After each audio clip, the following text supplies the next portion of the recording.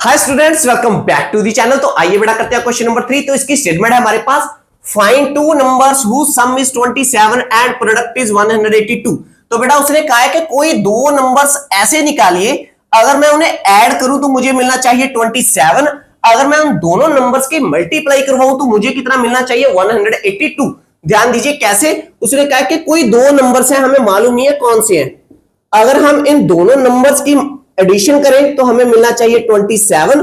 अगर मैं नंबर 1 की नंबर 2 से मल्टीप्लाई करवाऊं तो मुझे मिलना चाहिए 182। तो जैसे बड़ा हमने हर एक क्वेश्चन की शुरुआत कहां से की है, जो हमने फाइंड आउट करना है। अब यहां पे हमने फाइंड आउट क्या करना है, नंबर 1 और नंबर 2। तो हम यहीं से हमने क्वेश्चन की शुरुआत करेंगे और हम मान लेंगे कि नंबर 1 जो है वो क्या है, एक्स है बच्चों। तो हम यहां पे लिखेंगे let the number 1, let the first number is equal to x, then the second number is equal to। अब बेटा सेकंड नंबर को कहीं आप y मत ले लीजिएगा, फिर आपका क्वेश्चन गलत हो जाएगा। क्यों? क्योंकि जो हमें फर्स्ट कंडीशन दी है, इस कंडीशन में ये दोनों नंबर एक दूसरे के ऊपर क्या हो रहे हैं, डिपेंड। नंबर 2 किसके ऊपर डिपेंड है, नंबर 1 के। कैसे? अगर बेटा नंबर 1 को मैं 1 ले लूं तो मुझे मालूम है नंबर 2 कितना होगा, 26। क्योंकि 26 में अगर मैं 1 को ऐड करूंगा तभी तो 27 बनेगा। समझे मेरी बात? ये एक दूसरे के ऊपर डिपेंड कर रहे हैं। अगर हमने नंबर 2 को, सॉरी नंबर 1 को मैंने 2 ले लिया तो नंबर 2 कितना होगा, 25। और ऐसे ही अगर हमने नंबर 1 को x अज्यूम किया, क्योंकि मुझे तो मालूम नहीं है नंबर 1 कितना है, अगर ये x है तो बेटा अब नंबर 2 हम कितना लेंगे, x को शिफ्ट कर दो राइट हैंड साइड पे, तो क्या बन जाएगा ये 27 माइनस x, तो m2 की वैल्यू आएगी। तो दैट्स मीन हम नंबर 2 कितना लेंगे बेटा, 27 में से x को माइनस कर देंगे। इस बात का ध्यान रखिएगा बच्चों, कई बार बच्चे यहां पे कंफ्यूज हो जाते हैं। ठीक है, अब उसके बाद एक कंडीशन तो हमने, फर्स्ट कंडीशन को तो मैंने यूज कर लिया है, अब बारी किसके, दूसरी की। अब दूसरी के लिए हम यहां पे लिखेंगे अकॉर्डिंग टू क्वेश्चन के प्रोडक्ट ऑफ बोथ नंबर्स, दोनों नंबर्स की मल्टीप्लाई कितनी आ रही है बेटा, 182। फर्स्ट नंबर क्या है बेटा, x, उसकी प्रोडक्ट करेंगे किसके साथ, सेकंड नंबर के साथ। तो यहां पे आएगा 27 minus x is equal to किसके आएगा, 182 के। अब बच्चों इन दोनों की मल्टीप्लाई करते हैं, तो मल्टीप्लाई करने के लिए x की मल्टीप्लाई किसके साथ करवाएंगे, 27 के साथ, तो हमें मिलेगा 27x। उसके बाद यहां पे क्या है, माइनस, फिर x की मल्टीप्लाई करेंगे x के साथ तो हमें मिलेगा x square is equal to 182। अब इसकी राइट हैंड साइड पे बेटा हमने जीरो बनानी है जनरल फॉर्म में कन्वर्ट करने के लिए, तो इसे शिफ्ट कर दो लेफ्ट हैंड साइड पे, तो हमें मिलेगा 27x माइनस x स्क्वायर, 182 किसका हो जाएगा, माइनस का, इज इक्वल टू यहां पे क्या आएगी बेटा, 0। अब हमें मालूम है जो जनरल फॉर्म होती है क्वाड्रेटिक इक्वेशन की, उसमें सबसे पहले सबसे बड़ी पावर वाली टर्म होती है, तो माइनस एक्स स्क्वायर को मैं सबसे पहले लिखूंगा। एक्स वाली जो टर्म है बच्चों, इसका साइन क्या है, प्लस, तो मैं इसे लिखूंगा सेंटर में, और माइनस 182 आएगा लास्ट पर, फिर इक्वल टू यहां पे आएगा 0। क्लियर है बच्चों? अब इस क्वाड्रेटिक इक्वेशन में जो एक्स स्क्वायर का कोएफिशिएंट है वो क्या है, माइनस, तो मैं इसे खत्म करने के लिए यहां से माइनस को कॉमन निकाल लूंगा। ठीक है, उसके बाद इसके फैक्टर बनाएंगे बच्चों, तो यहां पे आएगा एक्स स्क्वायर माइनस का 27x, प्लस किस में चेंज हो जाएगा, माइनस में, क्योंकि हमने माइनस क्या किया बेटा, कॉमन निकाला है। अब ये वाला माइनस किस में चेंज होगा, प्लस में, 182 इज इक्वल टू 0।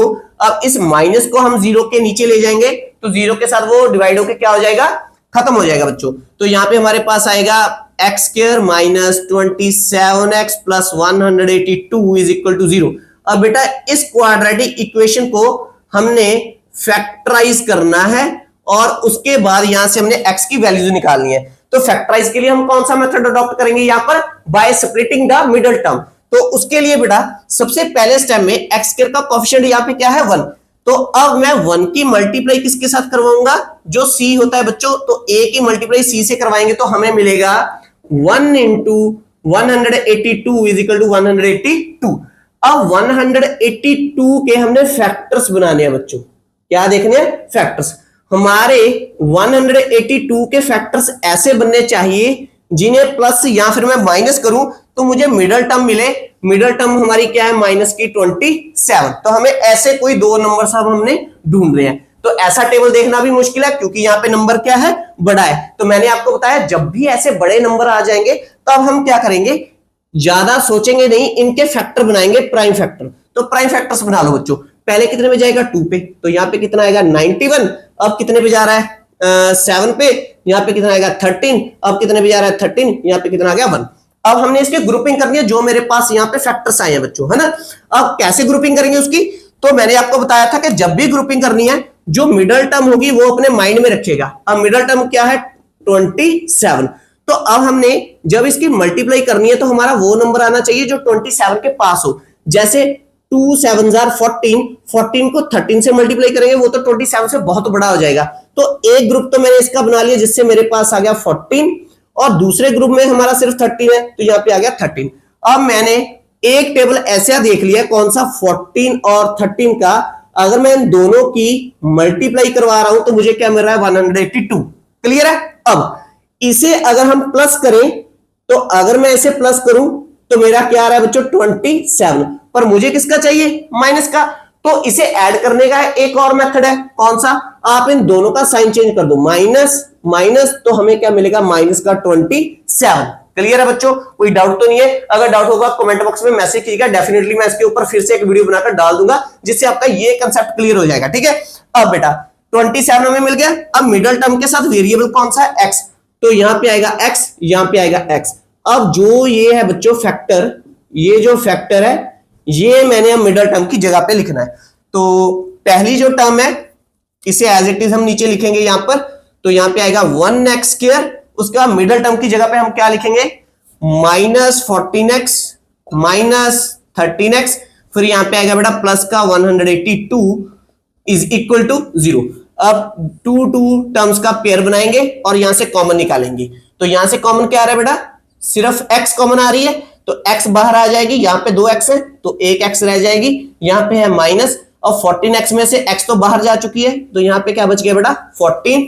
अब इन दोनों में से पहले हम कॉमन निकालेंगे माइनस, जो इसका पहले यहां पे साइन आ रहा है तो माइनस आ गया।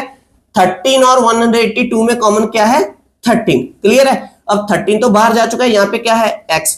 अब प्लस में से हमने और क्या कॉमन निकाला था माइनस, तो यहां पे क्या आएगा माइनस। अब 182 में जब मैंने 13 को कॉमन निकाला बच्चों क्या बच गया 14, तो यहां पे आ गया 14 bracket close is equal to 0। अब x -14 यहां पे भी है, x -14 यहां पे भी है, सो दैट्स मीन मेरे जो फैक्टर बने हैं वो बिल्कुल सही है बच्चों। तो अब इसे एक बार लिखेंगे और जो ब्रैकेट के बाहर है इसे ब्रैकेट में लिखेंगे। यहां पे क्या है x और यहां पे क्या है माइनस का 13 इज इक्वल टू 0। अब मैंने बताया था इसका मीनिंग है अब दो नंबर्स की मल्टीप्लाई कितनी आ रही है 0, तो दैट्स मीन इन दोनों में एक नंबर 0 होगा। ठीक है। आइदर हो सकता है कि x -14 क्या हो 0 हो सकता है हमारा और x -13 क्या हो 0 हो। अब यहां से पहले x की वैल्यू आएगी बेटा, तो पहला रूट आएगा हमारा, शिफ्ट कर दीजिए, तो प्लस का 14 और एक x आ रही है हमारी प्लस का 13 के फर्स्ट नंबर अगर 14 होगा, अगर केस 1 में हम फर्स्ट नंबर को 14 ले ले तो सेकंड नंबर मुझे मालूम है, वो हम कैसे डिटरमाइन करेंगे, 27 में से पहला नंबर माइनस कर दीजिए, वो कितना आएगा 30। क्लियर है। तो बेटा ये था हमारा आंसर इस क्वेश्चन का। तो आई होप आपको ये वीडियो बहुत अच्छी लगी होगी और आपको ये क्वेश्चन बहुत ही अच्छे ढंग के साथ समझ में आया होगा। तो अगर बेटा आपको मेरे टीचिंग का मेथड अच्छा लगता है तो प्लीज मेरी वीडियो को लाइक और शेयर कीजिए, मेरे इस चैनल को सब्सक्राइब कीजिए। मिलेंगे नेक्स्ट वीडियो में इसके नेक्स्ट क्वेश्चन के साथ, तब तक के लिए thanks for watching, take care, bye bye dear students.